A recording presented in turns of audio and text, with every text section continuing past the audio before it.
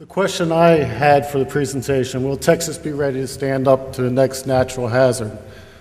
You know, there's probably a misconception in a lot of parts of the country that Hurricane Ike was the big one, that Texas had a lot of damage, they seemed to recover well, they were well organized, they're ready for the next big one.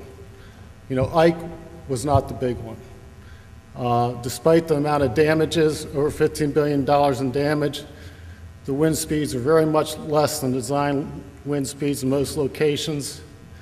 The storm surge was high or maybe at or above design level in some places. The whole purpose that Administrator Fugate has charged mitigation with is really the goal of emergency management should not just be to respond, but also to change the outcome.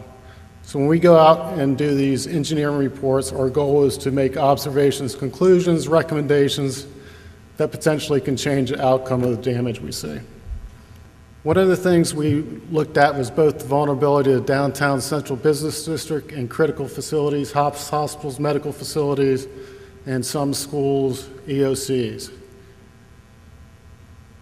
Generally, critical facilities are not designed to perform well during hurricane events. They're designed to minimum code levels.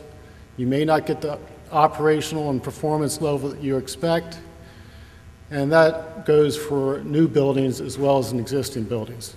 So the team looked at critical facilities, and it consistently saw one or more weaknesses even in buildings that have been mitigated or are brand new. So for minimum code requirements for critical facilities, you're really getting into very low level of performance.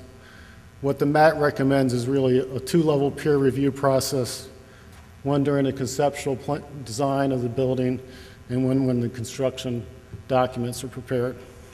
Again, not all the damage has to be dramatic to have an impact. Large buildings a lot of times rely on some level of self-assurance for these damages or these business interruption costs, but they can really be significant. And so if you have a large commercial building or critical facility, you really need to look at going beyond code.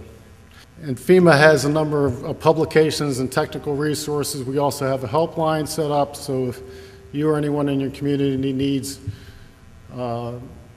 information about the guidance that FEMA has, we have a helpline to set up to answer those questions.